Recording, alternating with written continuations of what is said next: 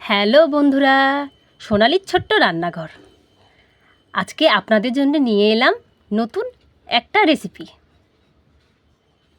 চলুন গ্যাসটা ধরিয়ে নিই। রেসিপিটার নাম কি জানেন? পরে বলবো। আমি এলাচ মানে গরম মশলা আর তেজপাতা আর জিরে আর ধনে এগুলোকে আমি প্রেসারে ভেজে নেব। আমি কিন্তু প্রেসারেই রান্না করব আজকে। আজকের রেসিপিটা খুব শর্টকাটে, খুব ভালো, খুব টেস্টি হয়। এইটা কম টাইমেও হয়ে যায়, কম তেল মশলা। এক এক সময় ইচ্ছা করে খেতে, কিন্তু অত তেল মশলা দিয়ে রান্না করতে খুব কষ্ট হয়, অনেকটা সময় লেগে যায়। এরকম করে যদি আপনারা করেন, কম সময়তে এত সুন্দর একটা রান্না খেতে পারবেন। আমি এটাকে একটুখানি প্রেসার কুকারে ভেজে নিলাম। ভেজে মানে কি, তেল ছাড়া একটু নেড়ে নিলাম। তারপর আমি এটাকে ঠান্ডা করার জন্য বের করে নিলাম। এটাকে গুঁড়ো করে নেবো আমি। এবার আমি সাদা তেল দিয়ে দিলাম প্রেসার কুকারে। সাদা তেল দিয়ে তেলটা একটু গরম হলেই আমি ততক্ষণের মধ্যে মিক্সির মধ্যে ওগুলো মশলাগুলো ভরে নিলাম, বেটে নেব।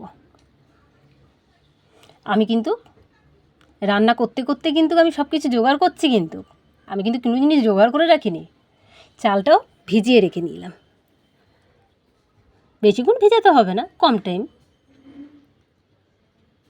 তেল গরম হতে হতে আমি কত কিছু করে নিলাম ভাবতে পারছেন? একটা দিলাম স্টার তেলের মধ্যে দিয়ে একটু নেড়ে নিলাম।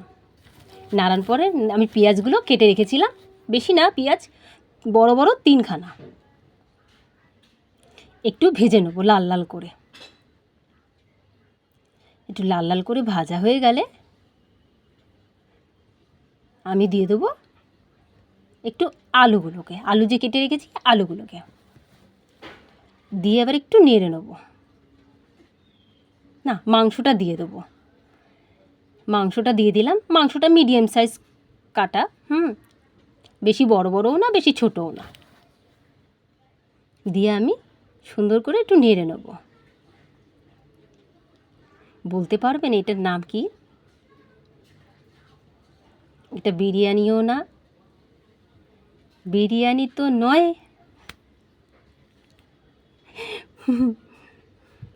চলুন এবার নেড়ে নুন দিয়ে দিলাম 1 চামচ। এত টেস্টিং হয় না খেতে। আর আদা বাটা, রসুন বাটা, এইটা 1 চামচ, কিন্তু বেশি না। কম তেল মশলা বললাম না, তাই কম তেল মশলাতেই রান্না এটা। আর আমি ততক্ষণ মানে মশলাটা আমার বাটা হয়ে গেছে। আর ওদিকে কিন্তু আমি দইটাকেও ফাটাচ্ছি, দেখছেন তো। দিয়ে আবার দইটাও দিয়ে দিলাম, মশলাও দিয়ে দিয়েছি, দইও দিয়ে দিয়েছি, সব একসাথে। তারপরে চালও দিয়ে দিয়েছি, ভালো করে ধুয়ে নিয়েছি চালটা। আমি মাত্র 250 চাল নিয়েছি। দিয়ে আমি সুন্দর করে একটু নেড়ে চেড়ে নেবো।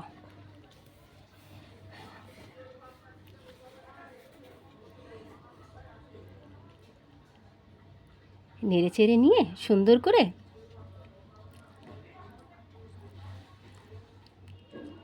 ওই যে বাটির মধ্যে যে দই লেগেছিল, একটু সামান্য জল দিয়ে দিলাম।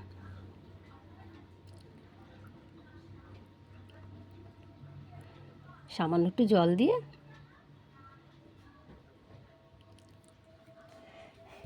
আপনাদের যদি ভালো লাগে একটা করে লাইক দিয়ে দেবেন। একটু 1 চামচ মতন, 1 চামচ না, হ্যাঁ 1 চামচই মতন ঘি দিয়ে দিলাম। একটু সেন্টও তো লাগবে ভালো খেতে, আর খুব টেস্টি হয় কিন্তু খেতে। আমার ঘরে তো খুব পছন্দ করে। এটার নাম কি জানেন? আর নুন দিয়ে দিলাম একটুখানি। নুনটা কেন দিলাম, প্রথমে একটু নুন দিয়েছিলাম, আবার একটা ব্যালেন্স থাকার জন্য আর একটু নুন দিলাম, কম দিয়েছিলাম নুনটা। এটার নাম হলো আখনি চিকেন পোলাও। দেখুন আমি 3খানা সিটি দিয়ে নামিয়ে দিয়েছি, কিন্তু কি ধোঁয়া বেরোচ্ছে, গরম গরম, কিন্তু বেশি না, আধ ঘন্টার মধ্যে কমপ্লিট। আধ ঘন্টার মধ্যেই কমপ্লিট হয়ে গেছে এত সুন্দর একটা পোলাও। খেতেও খুব ভালো হয়েছিল, খুব সুন্দর হয়েছিল। যাদের যাদের পছন্দ তারা তারা কিন্তু বাড়িতে করে খাবেন। হুম।